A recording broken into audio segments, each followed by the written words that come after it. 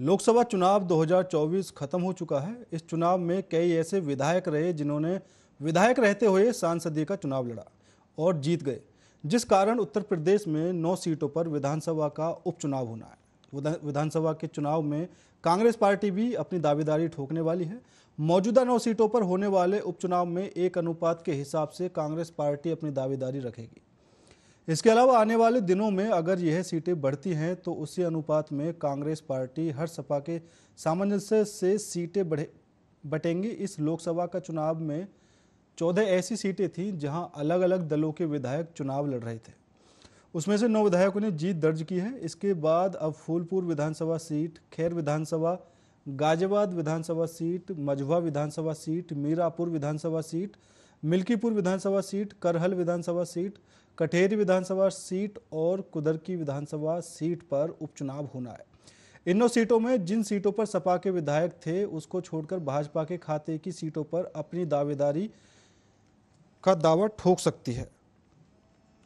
तो अब 9 विधानसभा सीटों पर उपचुनाव होने हैं। इन उपचुनावों में किसकी मजबूती ज़्यादा दिखाई देगी वो आने वाले टाइम में पता चलेगा। हालांकि उत्तर प्रदेश में जिस हिसाब से भारतीय जनता पार्टी की स्थिति लोकसभा चुनाव में रही है उसके हिसाब से समाजवादी पार्टी उपचुनाव में बीजेपी को जरूर टक्कर देगी। तो कह सकते हैं कि उत्तर प्रदेश में दोबारा बीजेपी और कांग्रेस सपा की टक्कर देखने को मिल सकती है। जो विधानसभा सीटें खाली हुई थी, जिन पर जो प्रत्याशी अब की बार सांसदीय का चुनाव लड़े थे, तो उनकी सीटें खाली हो चुकी हैं, उन्होंने वहां से इस्तीफा दे दिया है।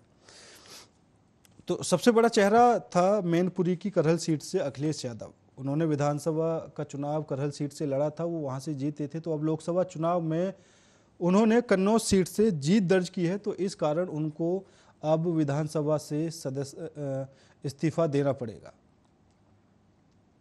तो यही कारण है कि अब विधानसभा की 9 सीटें खाली हो चुकी हैं, तो 9 सीटों पर दोबारा से उपचुनाव होने हैं और इन उपचुनावों में भारतीय जनता पार्टी और समाजवादी पार्टी के अलावा कांग्रेस तीनों ही पूरी ताकत झोंकते हुए नजर आएंगे।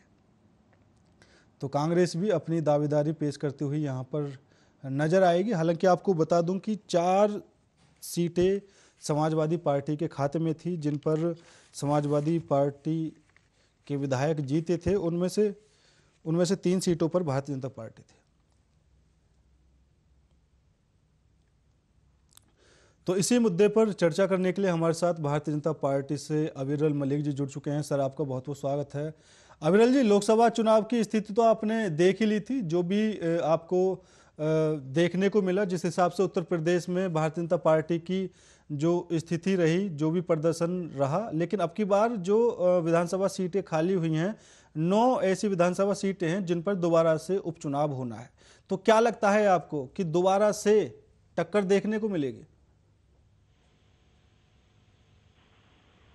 जी, देखिए, जहां भी दिख रहा है वहां मोदी जी की गारंटी ही चल रही है जी।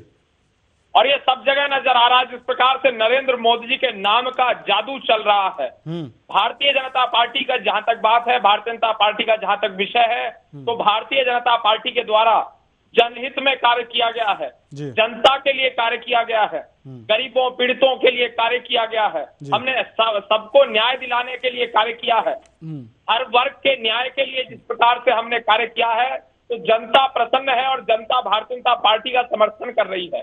भारतीय जनता पार्टी को निश्चित रूप से जनता के द्वारा वोट दी जाएगी। और जहां तक बात है विधानसभा चुनाव की, तो लोकसभा चुनाव में 7 में 7 सीटें भारतीय जनता पार्टी की दिल्ली प्रदेश के अंदर आती हैं, तो इसकी तुलना विधानसभा चुनाव से भी करनी चाहिए, बिल्कुल, जो दिल्ली राज्य के होने जा रहे हैं। तो विधानसभा चुनाव में अविरल जी, बिल्कुल, दिल्ली में हम विधानसभा चुनाव से भी जोड़कर उन बातों को देख रहे हैं जो भारतीय जनता पार्टी ने लोकसभा चुनाव में दिल्ली में क्लीन स्वीप कर दिया है। 7 की 7 सीटों पर भारतीय जनता पार्टी ने कब्जा किया है और आने वाले विधानसभा चुनावों पर काफी ज्यादा प्रभाव लोकसभा का पड़ेगा। और अगर हम इसी प्रभाव की बात करें तो उत्तर प्रदेश में भारतीय जनता पार्टी की जो स्थिति हुई है, तो उनको लेकर भी विधानसभा के जो उपचुनाव होने हैं उन पर भी प्रभाव पड़ेगा। तो आपको क्या लगता है कि आसानी से विधानसभा की जो ये सीटें हैं जिन पर चुनाव होना है वो भारतीय जनता पार्टी जीत जाएगी? जी देखिए, भारतीय जनता पार्टी की लहर चल रही है, आंधी चल रही है, सबको दिख रहा है नरेंद्र मोदी के नाम की जिस तरीके से आंधी चल रही है। लेकिन जिस दिल्ली का विषय है, दिल्ली की बात है, तो दिल्ली राज्य के अंदर केजरीवाल फैक्टर खत्म हो गया, ये तो देखने को मिल ही गया। और 70 में 70 विधानसभा सीटें जो आगामी विधानसभा चुनाव दिल्ली प्रदेश में होंगे, इसमें 70 में 70 विधानसभा सीटें भारतीय जनता पार्टी निश्चित तौर पर जीतेगी। ये समझने वाली बात है। जिस तरीके से भारतीय जनता पार्टी के द्वारा जनहित में कार्य किया गया है और जिस तरीके से जनता ने भाजपा के ऊपर भरोसा जताया है, नरेंद्र मोदी जी के नाम पर तीसरी बार जनता के द्वारा भरोसा जताया गया है, तो ये देखना बहुत आवश्यक है। अविरल जी, जो उत्तर प्रदेश में विधानसभा सीटें हैं जिन पर उपचुनाव होना है, वो वही सीटें हैं जहां पर 4 सीटें समाजवादी पार्टी के हिस्से में थी, 3 सीटें बीजेपी के हिस्से में थी, 1 आरएलडी और 1 निषाद पार्टी। अब जो 4 सीटें समाजवादी पार्टी के हिस्से में थी, तो वहां पर तो जो टक्कर है वो काफ़ी मजबूती के साथ आपको दिखानी पड़ेगी, क्योंकि मैनपुरी की करहल सीट से विधायक थे अखिलेश यादव, अब वो सीट से उन्होंने इस्तीफा दे दिया है, वहाँ से दोबारा उपचुनाव होने हैं। तो आप कैसे वहाँ से जीत का झंडा गाड़ेंगे, क्योंकि वहाँ पर तो पहले से ही समाजवादी पार्टी का दबदबा बना हुआ है। जी देखिए, भारतीय जनता पार्टी की लहर चल रही है, मोदी जी के नाम की लहर चल रही है, वो दिख रहा है और इस बार आपको नजर भी आ जाएगा। जी नहीं अविरल जी, अब की बार ही तो नजर नहीं आई लहर, वरना 2014 के लोकसभा चुनाव में मोदी जी की लहर नजर आई थी, 2019 के लोकसभा चुनाव में भी मोदी जी की लहर नजर आई थी। कहाँ नजर नहीं आई जी? मध्य प्रदेश में आप देख लीजिए, कहाँ लहर नजर नहीं आई, आप मुझे बताइए। उत्तराखंड की बात करिए, उसके साथ साथ हिमाचल प्रदेश देखिए, गुजरात को आप देख लीजिए, दिल्ली को आप देख लीजिए, छत्तीसगढ़ को आप देख लीजिए, पश्चिम बंगाल में कांग्रेस समाप्त हो गई, शिक्षा को देखिए, साउथ में जिस तरीके की लहर देखने को मिली, केरल की बात कर लीजिए, तमिलनाडु की बात कर लीजिए, भारतीय जनता पार्टी का वोट शेयर इंक्रीज हुआ है। अविरल जी, उन सभी प्रदेशों के साथ साथ हमें उत्तर प्रदेश पर भी बात करनी पड़ेगी, और उत्तर प्रदेश पर बात करना इसलिए जरूरी हो जाता है कि सबसे ज्यादा लोकसभा की सीटें उत्तर प्रदेश में हैं, तो यहाँ से तो आप नहीं भाग सकते ना। यहाँ पर जो स्थिति हुई है, निश्चित रूप से हम बात कर रहे हैं उत्तर प्रदेश के विषय पर जी, लेकिन इस देश में केवल एक ही राज्य नहीं है, अन्य राज्यों के लोगों का अपमान नहीं किया जा सकता, या मैं कहूँ कि अन्य राज्यों को अनदेखा नहीं किया जा सकता। जी नहीं, बिल्कुल अनदेखा नहीं किया जा सकता। और मैं तो काफ़ी ज़्यादा उत्साहित हूं जिस तरह से इटली में G7 समिट में प्रधानमंत्री नरेंद्र मोदी पहुंचे हैं, जबकि भारत G7 का हिस्सा भी नहीं है, फिर भी भारत को आमंत्रित वहां पर किया गया है। तो ये तो देश के लिए गर्व की बात है, लेकिन देश के अंदर की स्थिति पर भी बात करनी पड़ेगी, उत्तर प्रदेश के अंदर भी बात करनी पड़ेगी, और जो आसपास के राज्य हैं वहां पर जरूर भारतीय जनता पार्टी का जो प्रदर्शन है वो काफ़ी ज़्यादा अच्छा रहा है। दिल्ली में काफी ज्यादा अच्छा रहा है, लेकिन हरियाणा में फिर वो 50-50 वाला मैटर आ गया, और हरियाणा में भी विधानसभा चुनाव आने वाले हैं, तो वहां पर भी बात करनी पड़ेगी। जी जी देखिए, हरियाणा की सरकार ने जिस प्रकार से जनता के हित के लिए कार्य किए हैं, हरियाणा में भारतीय जनता पार्टी के द्वारा जिस प्रकार से विकास किया गया है वो ग्राउंड पर मौजूद है, दिख रहा है जी, वो जाकर देखना चाहिए। और ये भी देखना चाहिए, जब कांग्रेस की सरकार वहां हुआ करती थी तब किस प्रकार से हरियाणा राज्य के अंदर लूटपाट होती थी, भ्रष्टाचार को बढ़ावा मिला हुआ था, और एक प्रकार से पूरा प्रदेश जातियों में बटा हुआ था। हमने जातिवाद को समाप्त करने का प्रयास किया। जी जी नहीं, बिल्कुल। देखिए, ये जब सत्ता आपके हाथ में है तो आपकी जिम्मेदारी बन जाती है कि जहां जहां पर कमी चल रही है और जहां जहां पर जिस चीज की जरूरत है वो आप वहां पर पूरी करें। ठीक है, आपने कई तरह की योजनाएं चलाई, आपने राशन को लेकर उत्तर प्रदेश में एक नया मुकाम हासिल किया, और ये तो बड़े गर्व की बात है कि जिस टाइम पर पूरा विश्व कोरोना के टाइम पर डरा हुआ था, विश्व के आधे लोग भूखे मर चुके थे, भारत सरकार ने 80 करोड़ परिवारों को राशन देने का काम किया। ये गर्व की बात रही, किसी को भी भूखा नहीं मरने दिया भारत सरकार ने। लेकिन स्थिति समय के साथ साथ बदलती रहती है, लोकसभा चुनाव में भी बदली है, आखिर कहां चूक रही। और अब विधानसभा चुनाव में जो सीटें खाली उन पर उपचुनाव होने हैं, तो ऐसे ही आसानी से नहीं जीत सकते ना। जी, मेरी आवाज आ रही है आपको? बिल्कुल आवाज आ रही, बोलिए आप। जी, देखिए, भारतीय जनता पार्टी के ऊपर जनता भरोसा जता रही है और जनता के लिए हमने कार्य किया है। जो जनता ने हमारे ऊपर भरोसा जताया है वो भी दिख रहा है। तीसरी बार नरेंद्र मोदी जी के नाम पर जनता ने मोहर लगाई है, इस बात को कोई नहीं निकाल सकता। जी जी नहीं, बिल्कुल। अब की बार तीसरी बार नरेंद्र मोदी जी प्रधानमंत्री बन चुके हैं और काफ़ी चीज़ें ऐसी रहीं जो जनता को पसंद भी आई और काफ़ी चीज़ें ऐसी भी रहीं जिनकी वजह से अब की बार सीटें कम रह गईं। तो अब आने वाले एक दो दिन में जो आरएसएस प्रमुख मोहन भागवत हैं वो उत्तर प्रदेश भी जाने वाले हैं और योगी जी से उनकी मुलाकात भी होने वाली है, तो उस तरीके से भी वहां पर चर्चा की जाएगी। हालांकि हमारे साथ फिलहाल समाजवादी पार्टी से आशीष जी जुड़ चुके हैं। सर, आपका बहुत बहुत स्वागत है। आशीष जी, आने वाले समय में विधानसभा की 9 सीटों पर उपचुनाव होने हैं। अखिलेश यादव जी की करहल सीट से भी उन्होंने इस्तीफा दे दिया है, तो अब की बार भी क्या टक्कर देखने को मिलेगी उत्तर प्रदेश में विधानसभा के उपचुनाव में? लोकसभा चुनाव देखिए क्या परिणाम है, जनता ने क्या परिणाम दिए। जी आने वाले 9 सीटों पे विधानसभा में समाजवादी पार्टी को कोई टक्कर में रहेगा ही नहीं, क्योंकि जो उत्तर प्रदेश की अंदर जनता है या हिंदुस्तान की जनता है वो पूरी तरीके से मोदी जी की खुद की गारंटी को नकार दिया है। जी और जो हमारे भाई साहब प्रवक्ता साहब हैं, मैं उनसे कहना चाहूंगा, मुंगेरी लाल के सपने ये लोग लगातार जो देख रहे हैं, इन सपनों को ये देखना बंद कर दें और हकीकत में आ जाए। जो इन्होंने उत्तर प्रदेश के अंदर किसानों को, नौजवानों को, बेरोजगारी कितनी चरम सीमा पे पहुंचाए आपने देखा होगा। किसान धरने बैठते, सैकड़ों किसान मारे जाते हैं, जानवर छूटता है, वो खेतों में चरे जा रहे हैं। किसान आज भी दिन में अपना खेत तक रात में जाते, तार की बैरिकेडिंग लेते, रात भर सोया करते, साथ बिच्छू कुछ भी काट सकता है। आपने देखे लगातार जितने, एक तो ये वैकेंसी निकालते नहीं, जो भी निकालते हैं सब पर्चे लीक हो जा रहे हैं। लीक कराने वाले कौन है? सरकार के ही लोग तो हैं। ये लोग कड़ा रुख अपनाने की बात करते हैं, लेकिन कभी भी इनके कड़े रुख आते नहीं। अभी आपने नीट की परीक्षा को आपने देखा है, नीट में कितने बच्चों ने क्या एग्जाम सुप्रीम कोर्ट जाना पड़ा। इनको शर्म आनी चाहिए कि जो यहाँ का युवा है उसको सुप्रीम कोर्ट जाना पड़ा। पहले ऐसी सरकार होगी जो सुप्रीम कोर्ट में लगातार कितने पिटीशन दायर हो चुकी है। इनको तो मानिए, देश के प्रधानमंत्री को तो माफी माननी चाहिए। और जिस कंपनी को अभी जो जांच इन्होंने कराई, जिस कंपनी ने पेपर कराए, उसी कंपनी इस पर जांच भी करने जा रही। कितनी तरह की बात। हमारी मांग है कि सीबीआई की जांच की जाए।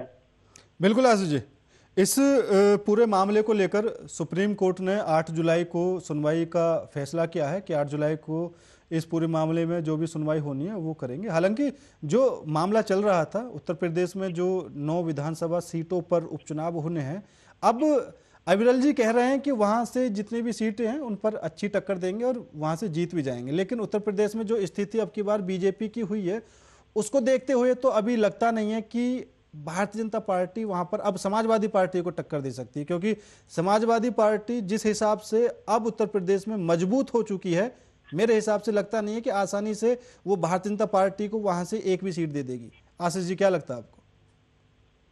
देखिए, सबसे पहले तो इनको रोजगार पे बात करनी चाहिए, शिक्षा पे बात करनी चाहिए, स्वास्थ्य पे बात करनी चाहिए। केवल एक धर्मवाद, मंदिरवाद, ये जहां पे इन्होंने अयोध्या में राम जी के नाम पे वोट मांगा, राम जी ने भी इनको निकाल दिया। ये हमेशा पूरे इनके कार्यकर्ता जो भी थे, बड़े बड़े नेता, जो राम को लाए हमको लेके आएंगे। रामचंद्र जी को कौन लाने वाला? रामचंद्र जी तो स्वयं सबको लेके आते हैं। यह रामचंद्र जी ने दिखा दिया। वहां पे कितने भारी मतों से हारे हैं। उत्तर प्रदेश के जो बेरोजगार, पूरे देश के बेरोजगार रोड पे हैं। जो बच्चे 8 घंटे 10 घंटे पढ़ाई करने पड़ रहे हैं, आज वो सुप्रीम कोर्ट के चक्कर काट रहे हैं। आप उनके दिमाग पूछे कितना मेंटली डिस्टर्ब होंगे। नीट की परीक्षा बहुत ही दर्द, हम जुगत कर सकते हैं। बच्चों के साथ सहानुभूति होनी चाहिए देश के प्रधानमंत्री को। अभी एक भी देश के प्रधानमंत्री जी ने इसे बोला तक नहीं है। सुप्रीम कोर्ट में तैयारियां, सुप्रीम कोर्ट में फैसला के इंतजार हो रहा है। आपने देखा इसके पहले जितनी वैकेंसी योगी जी के उत्तर प्रदेश में सरकार वैकेंसी, सारे बच्चे लिस्ट में, इससे अंकुश क्यों नहीं लगा पा रहे? चलिए ठीक है। अविरल जी, अब की बार उपचुनाव में प्रतिष्ठा का सवाल है। अगर यहां से भी खाली हाथ लौटे तो उत्तर प्रदेश में क्या रह जाएगा आपका? देखिए, भारतीय जनता पार्टी उत्तर प्रदेश के अंदर मजबूती के साथ खड़ी हुई है और ये दिख रहा है। केवल ये समाजवादी पार्टी के लोगों को नहीं दिख रहा है, ये समाजवादी पार्टी के लोगों को नजर नहीं आ रहा है। समाजवादी लोगों को नहीं दिख रहा। 37 सीटें ऐसे मिल गई, के कार्यकर्ताओं को 37 सीटें ऐसे मिल गई, समाजवादी लोगों को नहीं दिख रही। उत्तर प्रदेश की जनता को दिख रहा। समाजवादी पार्टी के लोग घबराए हुए हैं। किससे विकास होने वाला, किससे भला होने वाला? भारतीय जनता पार्टी कर सकती है, समाजवादी पार्टी उत्तर प्रदेश विकास कर सकती है।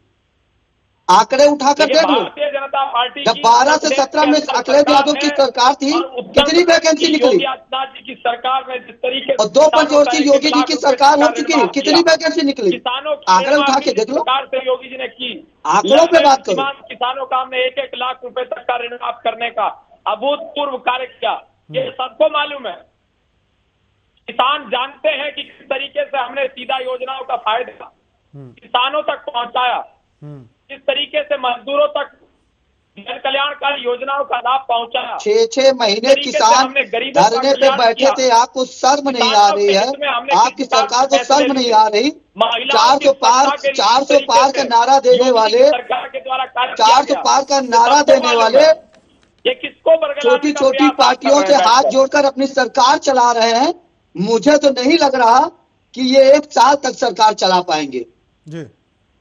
उत्तर प्रदेश में 80 के 80 सीट जीतने वाले आज क्या है पोजीशन उनकी, आपको भी पता है। उत्तर प्रदेश की नहीं, पूरे हिंदुस्तान की जनता ने भारतीय जनता पार्टी को नकार दिया। उनकी कार्यशैली, उनके विचारधाराओं को पूरी तरीके से नकार दिया। खड़ी हुई है। गलतियां स्वीकार करना सीखो। गलती स्वीकार करने से ही जो गलती स्वीकार करता है वो बड़ा माना जाता है। अहंकार में मत रहो। मोदी जी की यहाँ गारंटी नहीं चलने वाली। मोदी जी की गारंटी उत्तर प्रदेश की जनता, हिंदुस्तान की जनता ने नकार दिया। उत्तर प्रदेश का जो नौजवान है वो रोजगार मांग रहा है। देखिए, भारतीय जनता पार्टी रोजगार मांग रहा है। आप रोजगार, इस बात को मानना आपको पड़ेगा। अच्छा, पर्चे कैसे लीक हो रहा है आप बताओगे? इस पे भारतीय जनता पार्टी बताएगी पर्चे कहाँ से लीक हो रहे हैं? सरकार आपकी है, शासन प्रशासन आपका है, लीक कहाँ से हो रहे हैं? क्यों ये आपके लोगों ने चंद पैसे के लिए वो लीक करवा देते पर्चे। और भविष्य किसका बर्बाद होगा? जो 8-8, 10-10 घंटे बच्चे रात में पढ़ते, 12-12 घंटे। गायत्री प्रसाद उनके दिल से पूछो। जो गरीब माँ बाप कोचिंग ट्यूशन लगा किसी तरीके से पढ़ाई करा रहे हैं, जब उनको नौकरी का नंबर आता है तो पर्चे लीक हो रहे हैं। निहत्थे राम भक्तों पर जो गोलियां बरसाई थी, निहत्थे राम भक्तों के माथे में गोलियां मार मार कर सरयू जी में डुबोने, कितने राम भक्त भारतीय जनता पार्टी लोगों को सब दिख रहा है। वो मालूम है कि वो राम भक्त झूठ का राम भक्त, जो झूठ का राम भक्त बनते थे उसको उत्तर प्रदेश ने जनता ने दिखा दिया। ऐसा नहीं कि भारतीय जनता पार्टी पूजा करती है, समाजवादी पार्टी के आगे लोग पूजा नहीं करते, उससे ज्यादा पूजा करते हैं, लेकिन दिखावा नहीं करते। अविरल जी, आरएसएस के हमारे घर पर आज भी मंदिर बना हुआ, वरिष्ठ नेता सुबह नहा धोकर पूजा पाठ करके ही घर से निकलता हूँ, लेकिन मैं दिखावा नहीं करता हूँ। सोशल मीडिया में दिखाऊं मैं पूजा करते हुए। ठीक है, वो बयान मैंने सुना है। हाँ, क्या था बता दीजिए एक बार। नहीं, वो बयान मैंने सुना हुआ है और जिस तरीके से बयान के संबंध में कहा जा रहा है, मोहन भागवत जी के बयान लेकर घूम रहे हैं विपक्ष के लोग, तो मैं समझता हूँ ये अच्छे दिन है। ये अच्छे दिन इसलिए है जो लोग मोहन भागवत कितने अच्छे दिन हो। अयोध्या की जनता ने दिखा दिया। अयोध्या सीट क्यों हार गए? अयोध्या सीट क्यों हार गए? आप लोग तो राम को लाए ना। संघ के प्रशंसक भारतीय जनता पार्टी के जो प्रशंसक ये बने राम को लाए ना। अच्छे दिन निश्चित स्वीकार करोगे राम को लाए आप लोग? स्वीकार करो कि राम को आप लोग लाए हो? नहीं, बीच बीच में कूदना तो आप बोल लीजिए। नहीं, ठीक है, करने का तो तरीका है ही नहीं। एक चीज बता दो, आप राम को लाए कि नहीं लाए? आप राम को लाए कि नहीं लाए ये बता दो आप। राम मंदिर भारतीय जनता पार्टी के कारण बना है और कैसे बना है मैं बताऊंगा अभी जी। जुडिशियरी के ऊपर तो वहां की जनता ने नकार क्यों दिया? वहां की जनता ने नकार क्यों दिया? सुन लीजिए आशीष जी, सुन लीजिए। ठीक है, बताइए। फैसला सुप्रीम कोर्ट के द्वारा दिया गया है, ये बिल्कुल सत्य है। ठीक है, इसके लिए मैं धन्यवाद। आप स्वीकार तो किए, कम से कम स्वीकार तो किए, ये सुप्रीम कोर्ट का फैसला। बीच में मत बोलिए, 2 मिनट सुन लीजिए, मैं भी बीच में नहीं बोलूंगा। ठीक है, और सुप्रीम कोर्ट के फैसले को सही तरीके से लागू करने का काम, एग्जीक्यूट करने का काम उत्तर प्रदेश की योगी जी की सरकार के द्वारा किया गया। लॉ एंड ऑर्डर की कोई समस्या क्रिएट उत्तर प्रदेश के अंदर नहीं हुई। ये सबसे बड़ी बात है। कोई दंगा नहीं हुआ, दंगा नहीं हुआ। और उसी साल में योगी जी के एक दंगा नहीं हुआ। अगर दंगा हुआ हो बता दे, और मैं इनके समय का मुजफ्फरनगर दंगा बता देता हूँ।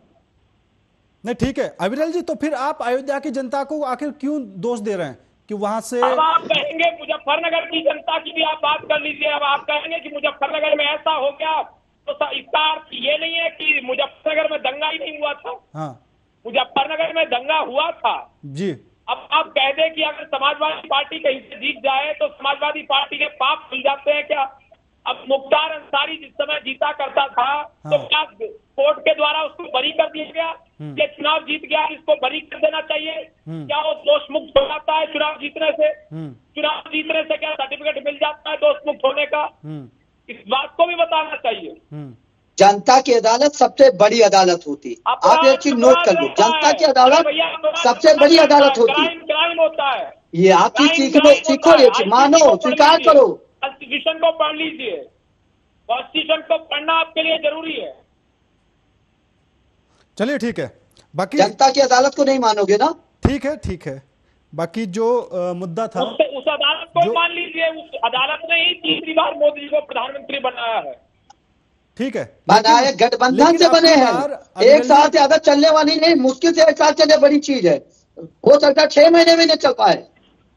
जो 405 नारा दे रहे थे उसमें नहीं एक्सेप्ट करोगे? आप काफी ज्ञानी व्यक्ति हैं। प्रथम दृष्टया मुझे यही लग रहा है, बड़े विद्वान है। Single largest party. नहीं, आप लोग बड़े ज्ञानी हो, आप लोग बड़े ज्ञानी हो, इतने ज्ञानी हो कि अयोध्या में बता दिया राम को हम लाए। इतने बड़े आप लोगों को राम को लाए। अरे आप लोगों को यह सीखना चाहिए, राम सबको लाए हैं। हम सबकी हैसियत नहीं राम को लाने की। नहीं, अयोध्या की सीट पर जिस तरह से बीजेपी की दुर्गति हुई है तो उस पर तो संज्ञान लेना पड़ेगा और पार्टी को मंथन भी करना पड़ेगा कि आखिर अयोध्या में ये हुआ क्या। और अयोध्या ही नहीं, सीटें तो काफी ऐसी रही। अयोध्या की सीट के ऊपर बात करनी पड़ेगी और चर्चा भी निश्चित रूप से हम कर रहे हैं। इस पर आकलन भी कर रहे हैं और चर्चा इस पर भी की जाएगी कि किस बूथ पर कितनी वोट किस पार्टी को मिली है।